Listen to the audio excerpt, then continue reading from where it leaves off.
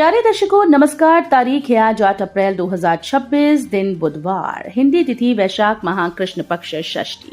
आइए नजर डालते हैं हमारे प्यारे राज्य हिमाचल प्रदेश की तमाम बड़ी खबरों पर। वीडियो शुरू करने से पहले कमेंट बॉक्स में जय हिंद लिखकर हमें सपोर्ट करें। तो चलिए शुरू करते हैं। सीएम सुक्खू बोले 1 लाख किसानों को इस वर्ष प्राकृतिक खेती से जोड़ा जाएगा। मुख्यमंत्री सुखविंदर सिंह सुक्खू ने मंगलवार को बताया कि कृषि विभाग ने वर्ष 2026 के दौरान 1 लाख किसानों को प्राकृतिक खेती से जोड़ने का लक्ष्य निर्धारित किया। उन्होंने कहा कि राज्य सरकार प्राकृतिक खेती को सक्रिय रूप से बढ़ावा दे रही है और किसानों को इस पद्धति को अपनाने के लिए निरंतर प्रोत्साहित कर रही है, क्योंकि इस पद्धति से कम लागत में अधिक लाभ प्राप्त होता है। उन्होंने कहा कि अब तक 2,22,893 किसान और बागवान परिवार प्राकृतिक खेती को अपना चुके हैं। ये पद्धति राज्य के 99.3% पंचायतों तक पहुंच चुकी है और वर्तमान में 38,437 हेक्टेयर भूमि पर इस विधि से खेती की जा रही है। मुख्यमंत्री ने कहा कि प्राकृतिक खेती से जुड़े 2 लाख से अधिक किसानों का पंजीकरण किया जा चुका है, जिनमें से 1,98,000 किसानों को प्रमाण पत्र भी जारी किए जा चुके हैं। शिमला में मौसम बदला, 8 जिलों में आंधी तूफान का अलर्ट। किन्नौर और लाहौल स्पीति में बर्फबारी के आसार, सेब बागवानों की बढ़ी परेशानी। हिमाचल की राजधानी शिमला समेत प्रदेश के ज्यादातर भागों में दोपहर के बाद मौसम खराब हो गया। मौसम विभाग आईएमडी ने ताजा बुलेटिन जारी कर शिमला, सोलन, सिरमौर, मंडी, कांगड़ा, बिलासपुर, चंबा, ऊना जिले में बारिश का येलो अलर्ट जारी किया। मौसम विभाग के इस पूर्वानुमान से सेब बागवानों की परेशानी बढ़ गई। हिमाचल सरकार ने सेवा विस्तार और पुनर्नियुक्ति पर लगाई रोक, कार्मिक विभाग ने जारी किए सख्त निर्देश। हिमाचल प्रदेश की सुक्खू सरकार ने एक अहम प्रशासनिक निर्णय लेते हुए सरकारी कर्मचारियों को सेवा विस्तार पुनर्नियुक्ति देने पर पूरी तरह से रोक लगा दी। इसके साथ ही जिन्हें सेवा विस्तार और पुनर्नियुक्ति दी गई उसे बढ़ाया नहीं जाएगा। इस संबंध में कार्मिक विभाग की ओर से सभी प्रशासनिक सचिवों को सख्त निर्देश जारी किए गए। कार्मिक विभाग के द्वारा जारी किए गए निर्देशों के अनुसार अब कोई भी प्रशासनिक विभाग किसी अधिकारी या कर्मचारी के सेवा विस्तार या पुनर्नियोजन का प्रस्ताव सरकार को नहीं भेजेगा। हिमाचल में मेडिकल कॉलेज तो बढ़े पर सुविधाएं नहीं। यहां एक टेस्ट के लिए 1.5 वर्ष का इंतजार, डॉक्टर्स की भी कमी। हिमाचल प्रदेश में स्वास्थ्य ढांचे का विस्तार तो हुआ लेकिन सुविधाएं नहीं बढ़ी। प्रदेश में मेडिकल कॉलेजेस की संख्या बढ़ी लेकिन जमीनी स्तर पर डॉक्टर्स, पैरामेडिकल स्टाफ और आधुनिक मशीनरी की कमी अब भी बड़ी चुनौती है। राज्य के सबसे बड़े अस्पताल आईजीएमसी शिमला में रोजाना लगभग 3,000 मरीज इलाज के लिए पहुंचते हैं।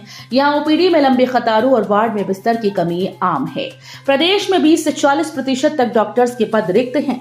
विशेषज्ञ डॉक्टर्स की कमी सबसे ज्यादा स्त्री रोग, एनेस्थीसिया और रेडियोलॉजी विभागों में देखने को मिल रही है। दौलतपुर चौक कटोली रेल लाइन को हरी झंडी, 75 किलोमीटर प्रति घंटे की रफ्तार से दौड़ेंगी ट्रेन। हिमाचल प्रदेश और पंजाब के बीच रेल संपर्क को नई मजबूती मिली। रेल संरक्षा आयुक्त उत्तर परिमंडल ने दौलतपुर चौक से कटोली पंजाब के बीच तैयार 10.55 किलोमीटर लंबे नए रेलखंड को यात्री ट्रेन और मालगाड़ियों के संचालन के लिए मंजूरी प्रदान कर दी। इस फैसले से क्षेत्र के लोगों को बेहतर परिवहन सुविधा मिलने के साथ साथ आर्थिक गतिविधियों को भी रफ्तार मिलेगी। हाल ही में सीआरएस दिनेश चंद देशवाल ने इस रेल मार्ग का गहन निरीक्षण किया था। निरीक्षण के दौरान इलेक्ट्रिक लोकोमोटिव के साथ 121 किलोमीटर प्रति घंटे की गति से ट्रायल रन किया गया था। सत्ता में आते ही हिमाचल में यूसीसी लागू करेगी भाजपा, एक राष्ट्र एक चुनाव को भी समर्थन, बैठक में फैसला। हिमाचल में भाजपा की सरकार बनने पर यूसीसी यानी यूनिफॉर्म सिविल कोड लागू कर दिया जाएगा।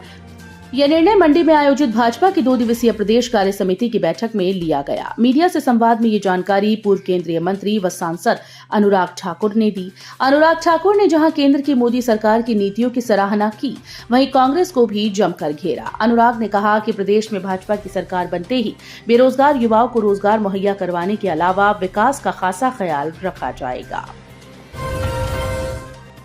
हिमाचल पुलिस प्रमुख का कड़ा संदेश, बोले अपराधियों का साथ दिया, ये लापरवाही बरती तो नहीं मिलेगी माफी, उठाए जाएंगे सख्त कदम। हिमाचल प्रदेश में नशे के खिलाफ जारी अभियान के तहत पुलिस विभाग ने जीरो टॉलरेंस नीति अपनाते हुए अपने ही महकमे में कड़ी कार्रवाई की। चालू वर्ष में अब तक 16 पुलिस कर्मियों को सेवा से बर्खास्त किया जा चुका है। इन कर्मचारियों पर नशा तस्करों से सांठगांठ करने और एनडीपीएस एक्ट के तहत संलिप्तता के गंभीर आरोप थे। ये जानकारी प्रदेश पुलिस महानिदेशक अशोक तिवारी ने मंगलवार को शिमला में आयोजित एक कार्यक्रम के दौरान साझा की। हिमाचल में कुदरत का कहर, कुल्लू में कार पर गिरे पत्थर, मनाली में भी हाईवे धंसा। हिमाचल प्रदेश में खराब मौसम ने जनजीवन को बुरी तरह से प्रभावित करना शुरू कर दिया। पिछले एक हफ्ते में हुई भारी बारिश ने सामान्य से 120% अधिक का आंकड़ा पार कर लिया, जिससे राज्य के कई हिस्सों में भूस्खलन और सड़कें धंसने की घटनाएं सामने आई। हाल ही में चंबा के भरमौर में भूस्खलन के कारण एक निर्माणाधीन लोहे का पुल सियोर पुल ढह गया। वहीं कुल्लू जिले की मणिकर्ण बरशेणी सड़क पर एक कार मलबे की चपेट में आ गई। हालांकि गनीमत रही कि चालक और सवारियां सुरक्षित बच गईं।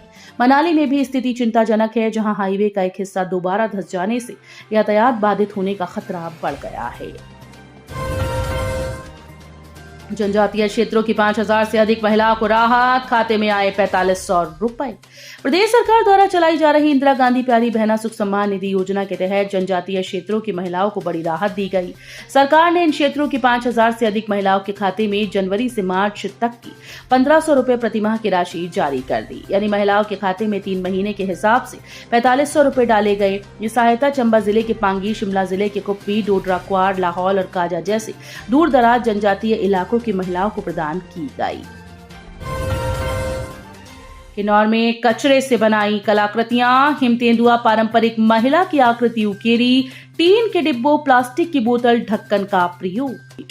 हिमाचल प्रदेश के किन्नौर जिले में कचरा प्रबंधन और पर्यावरण संरक्षण की दिशा में एक अनूठी पहल की गई। साडा रिकांगपिओ और हीलिंग हिमालय संस्था ने मिलकर पोवारी स्थित मटेरियल रिकवरी फैसिलिटी में एकत्रित कचरे से सुंदर कलाकृतियां तैयार की। पोवारी एमआरएफ में स्थानीय घरों और व्यवसायिक केंद्रों से जमा किए गए कचरे को आमतौर पर केवल निष्पादन के लिए देखा जाता था। हीलिंग हिमालय टीम के सदस्य अंशुल शर्मा ने इस कचरे को नया रूप दिया। उन्होंने टीन के डब्बों, पारदर्शी प्लास्टिक बॉटल्स के ढक्कन, प्लास्टिक के फूलों और पादकों का उपयोग कर अद्भुत कलाकृतियां बनाई हैं। हिमाचल के राज्यपाल ने ड्रेजर कॉम्प्लेक्स का जायजा लिया। हिमाचल प्रदेश के राज्यपाल कविंद्र गुप्ता ने मंडी जिले के सुंदरनगर स्थित भाखड़ा ब्यास प्रबंधन बोर्ड के ड्रेजर कॉम्प्लेक्स का दौरा किया। इस दौरान उन्होंने जल निकासी और गाद प्रबंधन की व्यवस्थाओं की समीक्षा की।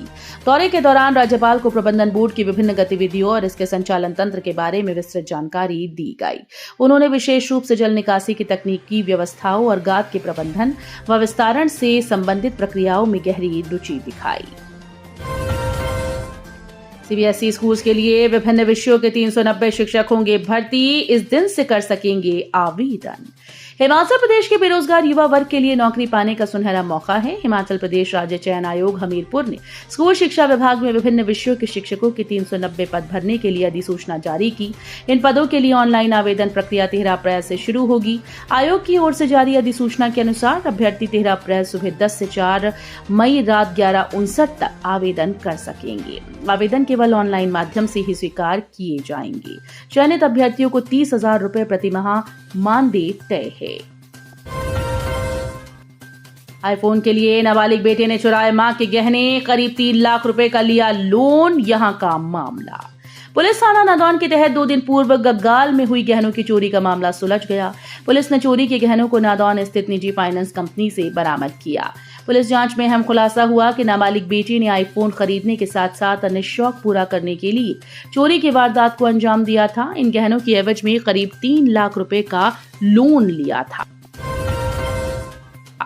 ऊना में हाईवे पर सड़क हादसा। हिमाचल प्रदेश के ऊना जिले में ऊना धर्मशाला नेशनल हाईवे पर बडूही बाजार के मुख्य चौक पर एक सड़क हादसा हुआ। इसमें 3 वाहन आपस में टकरा गए, जिसमें 2 गंभीर रूप से घायल हो गए। दुर्घटना के बाद कुछ समय के लिए सड़क पर लंबा जाम लग गया। तो ये थी आज की फटाफट खबरें। हम मिलेंगे अगले बुलेटिन में, तब तक के लिए धन्यवाद। जय हिंद।